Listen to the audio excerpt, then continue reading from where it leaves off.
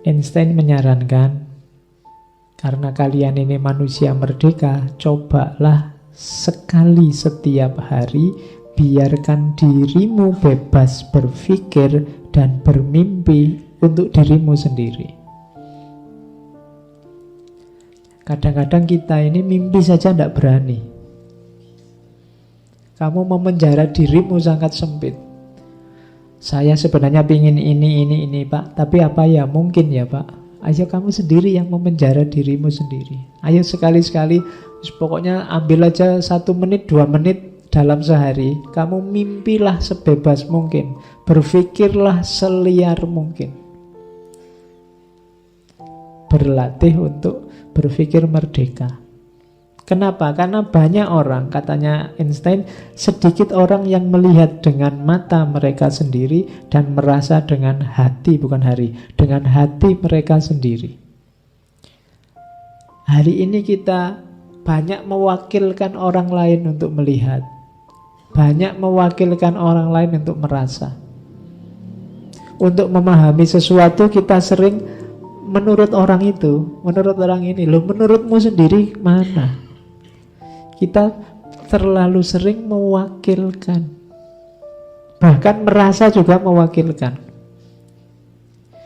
Katanya teman-teman di sana enak loh Pak. Lah kok katanya teman-teman, lah kamu sendiri gimana? Orang-orang itu seneng loh Pak kalau ke sana. Lah kok orang-orang, lah kamu sendiri seneng enggak ke sana? Kita sering enggak berani berpikir sendiri, memutuskan sendiri, melihat sendiri, merasa sendiri. Kayak gini kita teriak-teriak ingin kebebasan. Oh, kamu sudah dibebaskan tapi masih pinjam orang lain. Menganalisis sendiri tidak berani, melihat sendiri tidak berani, merasakan sendiri bahkan tidak berani. Kadang kamu tidak sreg dengan satu pendapat tapi mau bantah tidak berani. Kamu sudah memenjara dirimu, apalah aku, di mana levelku, aku ini masih mahasiswa, dan seterusnya. Oke, jadi orang yang berani berpikir bebas bukan karena langka, karena karena banyak penjara, banyak yang menghalangi, tapi dirinya sendiri ternyata tidak punya kualifikasi, tidak sanggup untuk berpikir bebas. Kalau tidak sanggup berpikir bebas, kamu tidak akan menemukan hal yang baru. Kehidupanmu tidak akan berkembang. Kalau kamu berpikir besar, berpikir bebas, ya kamu akan ketemu dengan, kalau bahasanya Einstein itu, mediocre mind. Mediocre mind itu pikiran-pikiran biasa. Kalau pikiran-pikiran biasa itu bisanya tunduk.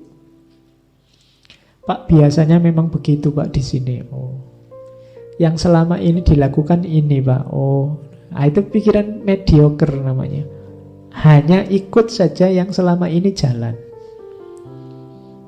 Kamu tidak berani berpikir sendiri secara bebas. Pak, sebenarnya saya tidak sreg Pak, tapi ya mau gimana lagi, aturannya di sini begitu. Itu mediocre mind. Sebenarnya menurut saya absen 75% itu misalnya. Tapi ya harus begitu Pak, tidak boleh kalau tidak begitu. Ya sudah, mediocre mind. Jadi ikut saja, tidak kritis. Berpikir sendiri tidak bisa. Gimana caranya untuk bisa berpikir luas, merdeka, bebas? Hidupkan ini, imajinasi. Einstein itu, kalau kalian baca bukunya, teori-teori relativitasnya itu berawal dari imajinasi-imajinasi. Bayangkan kalau kita naik lift, terus liftnya dengan kecepatan sekian.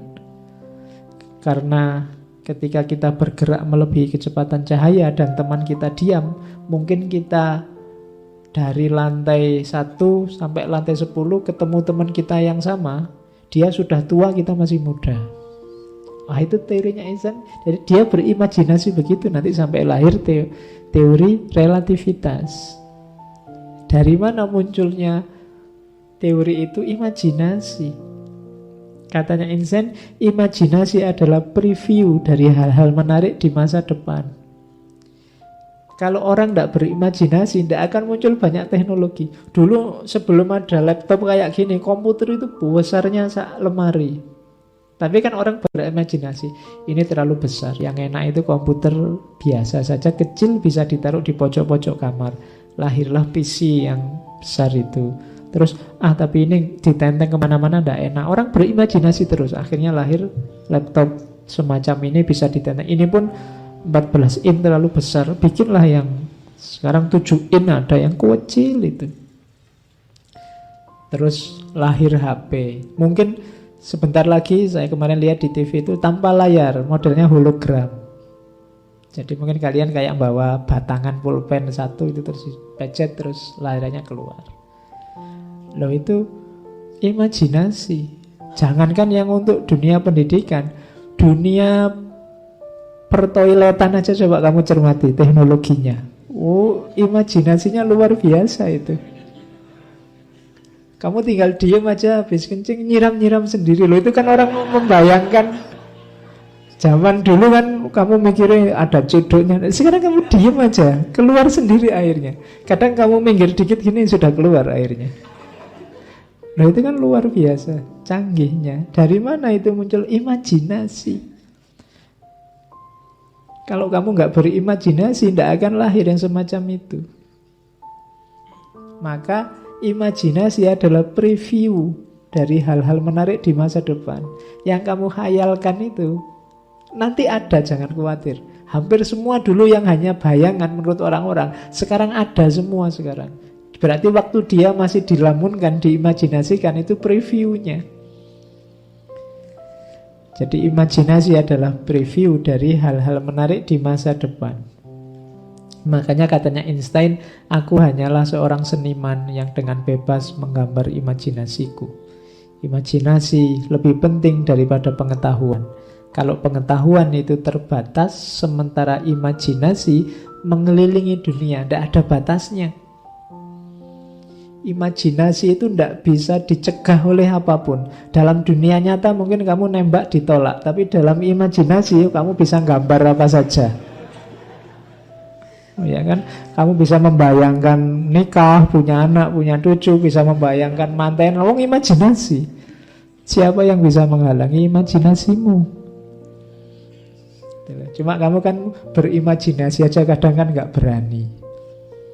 Nah, padahal ya, justru kuncinya perkembangan ada di imajinasi. Katanya Einstein, penemuan baru itu bukan hasil dari berpikir logis. Ya meskipun nanti digarap dengan struktur logis. Ide-ide awalnya itu imajinatif, tapi nanti menggarapnya ya tetap pakai struktur logis. Dulu orang membayangkan gimana ya caranya membawa telepon yang simpel, yang tidak harus telepon di mana-mana itu, yang nempel di tembok itu. Kalau telepon sebesar itu dibawa kan tidak enak. Itu kan imajinasinya jalan. Akhirnya lahirlah handphone. Itu awalnya imajinasi ya, handphonenya sangat logis, ada rumusnya, ada teknologinya. Tapi itu berawal dari imajinasi. Jadi jangan takut berimajinasi. Kuncinya sains justru berawal dari keinginan-keinginan imajinatif. Ada jam tembok, ada jam tangan. Mungkin dulu awalnya jam itu ada jam tembok yang besar itu yang bunyi ding-ding. Tapi kadang-kadang ya kebesaran, nyari yang simpel aja, yang bulat segitu. Tapi itu kan bisanya di ruangan. Kalau kita kemana-mana kan gimana caranya lihat waktu? Masa membawa yang besar itu ditaruh di punggung kan aja tidak lucu. Terus muncullah jam tangan. Lah itu imajinasi. Jadi sains lahir karena imajinasi.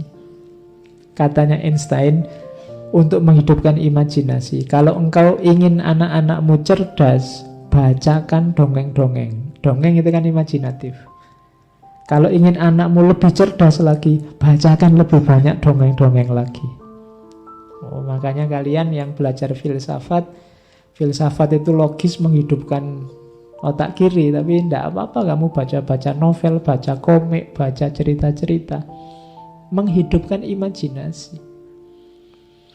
Nonton film itu kan menghidupkan imajinasi.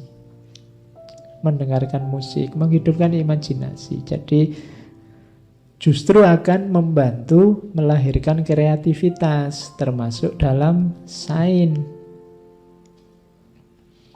Nah, selain imajinasi ada intuisi, ada inspirasi. Aku percaya kepada intuisi dan inspirasi. Kadang aku merasa bahwa aku benar tanpa aku tahu bahwa aku benar. Kadang-kadang dalam hidup ini saya tahu saya benar, tapi aku tidak bisa menjelaskan. Kita sering masuk pada situasi semacam itu, tidak masalah. Yang penting aku kan benar. Meskipun tidak bisa menjelaskan secara logis.